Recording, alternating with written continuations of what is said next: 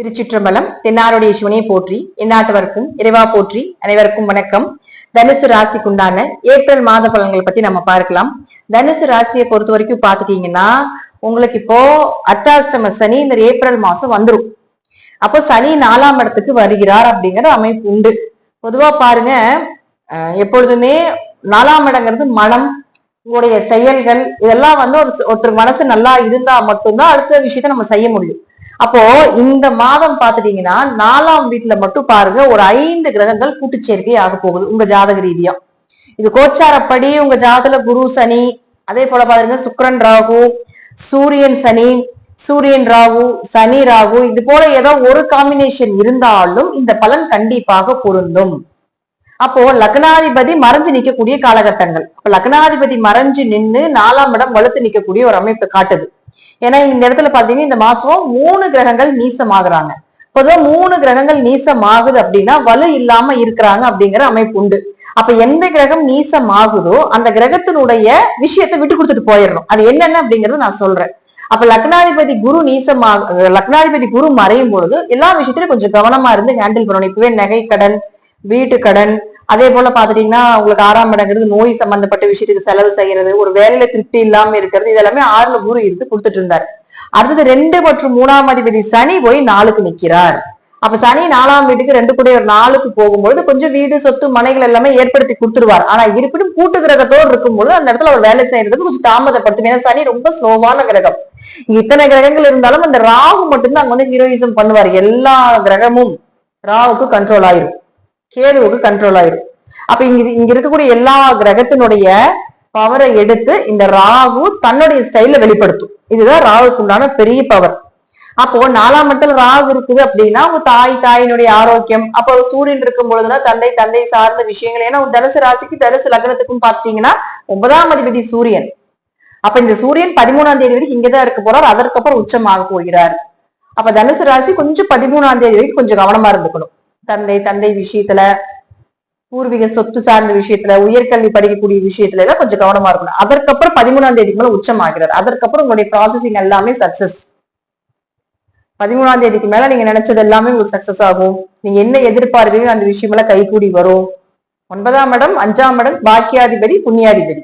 அப்ப அது ரெண்டுமே ஒரே காம்பினேஷன் வரும் பொழுது நீங்க எதிர்பார்த்த எல்லாமே நடக்கும் அப்படிங்கறதா உண்மை. அடுத்தது பாருங்க சுக்கிரன். இந்த சுக்கிரன் அப்படின்னு சொல்லக்கூடிய 6 மற்றும் 11ஆம் அதிபதி உச்சம் ஆகிறார். இப்போ ஒரு உச்ச கிரகம் வக்ரம் பெற்று நிக்குது. அப்ப எப்பவுமே பாருங்க ஒரு உச்ச கிரகம் வக்ரமானா நீச பலனை அடையும் அப்படிங்கறதா உண்மை. அப்ப அந்த நீச பலனுக்கு உண்டான விஷயம் 13ஆம் தேதி வரைக்கும் கொஞ்சம் கடன் வாங்குறதோ, நோய் சார்ந்ததோ, பெரிய லாபத்தை எதிர்பார்க்காம இருக்கிறதோ நல்லது. 13ஆம் தேதிக்கு மேலதான் உங்களுக்கு லாபங்கள் கிடைக்கும். ஏன்னா அவர் உங்களுக்கு 11ஆம் அதிபதி. அப்ப 13ஆம் தேதிக்கு மேல நிச்சயமாக உங்களுக்கு லாபம் பல மடங்காக கிடைப்பதற்குண்டான வாய்ப்புகள் உண்டு அப்படிங்கறதுலயும் மாற்றமே கிடையாது. அடுத்தது புதனை பொறுத்த வரைக்கும் 7-10 கூடையவர். திருமணம் சார்ந்த விஷயங்கள் அவரும் நீசத்துலதான் இருக்காரு. நான் சொன்னேன் இந்த 3 கிரகங்கள் நீசம்னு. அப்ப திருமணம் சார்ந்த விஷயம், தொழில் சார்ந்த விஷயம், இதுல எல்லாத்துலயும் கொஞ்சம் கவனமா இருக்கணும். கணவன் மனைவியா இருந்தீங்கன்னா கொஞ்சம் அந்யூன்யங்கள் குறையும், கொஞ்சம் கருத்து வேறுபாடுகள் வரும். இதே புதிய வரன்கள் பாக்குற மாதிரி இருந்தீங்கன்னா கொஞ்சம் தள்ளி வைத்துக் கொள்வது என்பது சிறப்பு. இந்த மாதம் திருமணத்துக்கு ஒரு சிறப்பான மாதம் இல்ல தனுசு ராசியை பொறுத்த வரைக்கும். அப்ப தொழில் ரீதியாக என்ன இருக்கோ அது அப்படியே கொஞ்சம் கொஞ்சம் மூவ் ஆகுமே தவிர இதுல இருந்து இறங்கக்கூடிய ஒரு சூழ்நிலைகளை கொடுக்காது. ஏன்னா ராகுங்கிறது ஒரு வளர்ச்சி கிரகம் தான், ஓரளவுக்கு வளர்ச்சியை கொடுக்கும். இருப்பினும் புதன் அங்க நீசமாக இருக்கிறதுனால கொஞ்சம் கவனமாக இருந்து செயல்படுத்துங்க அப்படிங்கறத உண்மை. அடுத்தது பாருங்க உங்களுக்கு செவ்வாய் நீசமாகுது. செவ்வாய் யாரு? 5 மற்றும் 12ஆம் அதிபதி. இந்த மாதம் முழுவதும் நீசம். 5 தான் அதிர்ஷ்டம். அப்ப கொஞ்சம் குழந்தைகள், 5 அதிர்ஷ்டம், குழந்தை, குலதெய்வம், இது எல்லாமே வந்து உங்களுக்கு செவ்வாய் தான். அப்ப அந்த கிரகம் நீசமாகும் போது கொஞ்சம் குலதெய்வத்தினுடைய வழிபாடுகளை கொஞ்சம் அதிகப்படுத்திக்கணும். அதே போல செவ்வாய் நீசமாகக்கூடிய காலகட்டங்கள் தேவையில்லாத பயணங்கள் வரும். அதே போல அலைச்சல் ஜாஸ்தியா இருக்கும், கொஞ்சம் உடம்பு முடியாம போகும், கொஞ்சம் நிறைய செலவுகள், இதெல்லாத்தையும் ஏற்படுத்தி கொடுத்துரும். அப்ப 5ஆம் இடம் அப்படிங்கிறது உங்களுக்கு ஷேர் மார்க்கெட் சம்பந்தப்பட்டதுக்குள்ள ஒரு அதிர்ஷ்டம் இருந்தாதான் அந்த 5ஆம் இடம் இயக்கமே வந்து 5 தான். ஷேர் மார்க்கெட்டுக்கு 5ஆம் இடம் இல்லாம அது இயங்காது. அப்ப அந்த கிரகம் நீசமா இருக்கும்போது கொஞ்சம் பணம் சார்ந்த விஷயம் ட்ரேட் பண்றதுல கொஞ்சம் கவனமா இருந்துக்கணும். குழந்தைகளுக்காக மருத்துவ செலவுகளோ அல்லது குடும்ப ஒற்றுமை ரீதியாக கொஞ்சம் கவனமா இருந்தீங்கன்னா போதும். அதுவே வந்து உங்களுக்கு செவ்வாய் நல்லது பண்ணி கொடுத்துரும் மேக்சிமம். சோ எந்த கிரகம் நீசமாக இருக்குதோ அதனுடைய தன்மைகள் விட்டு கொடுத்து போவது நல்லது. இப்ப செவ்வாய் நீசமா இருக்குதா, குடும்பத்துல கொஞ்சம் பிரச்சனைகள் வருதோ அதை நீங்க விட்டு கொடுத்து போயிடணும். அப்போ புதன் நீசமாகுதா, திருமண வாழ்க்கைக்கு இப்ப நல்ல வரன்கள் வருதா, வந்தாலும் கொஞ்சம் வெயிட்டிங்ல போட்டுறணும். தொழில் ரீதியாக ஒரு புது முயற்சிகள் பண்றீங்களா, ஒரு மாசம் கழிச்சு பாத்துக்கலாம் அப்படிங்கறத எடுத்துட்டு போயிடணும். அப்ப அதாவது 5 கிரகங்களும் 4ஆம் இடத்துல கூட்டு சேர்க்கை அப்படிங்கிறது தாயினுடைய ஆரோக்கியம், உங்களுடைய ஆரோக்கியத்திலையும் கவனமா இருக்கணும். மனசு கொஞ்சம் அலைப்பாய் தேவையில்லாத ஒரு எண்ணங்களை கொண்டு போகும். அதுல கொஞ்சம் மன ரீதியாக கொஞ்சம் கவனமா இருந்துக்கணும். அப்ப வீடு, மனை, சொத்துக்கள், வண்டி வாகன யோகங்கள் இதெல்லாமே 4 தான்.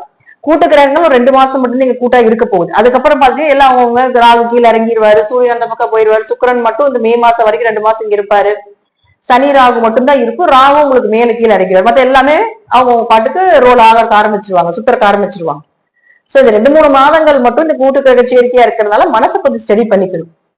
அப்ப குலதெய்வ வழிபாடு, இஷ்ட தெய்வம் 4ஆம் இடங்கிறது உங்களுக்கு பிரசன ரீதியாக குலதெய்வம் 4ஆம் இடம் தான், ஜோதிட ரீதியாக 5ஆம் இடம்.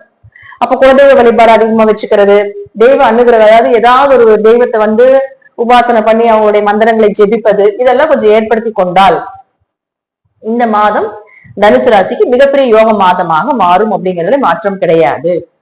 நன்றி. மீண்டும் ஒரு நல்ல பதிவை சந்திக்கலாம். திருச்சிற்றம்பலம், தில்லையம்பலம், ஸ்ரீ நரசிம்மத்துடிகளே சரணம். கடவுள் அருள் டிவியை பார்த்தமைக்க நன்றிகள். மேலும் இது போன்ற தகவல்களை தெரிந்து கொள்ள கடவுள் அருள் டிவியை சப்ஸ்கிரைப் செய்யுங்கள். மறக்காமல் பெல் ஐக்கானை கிளிக் செய்யுங்கள்.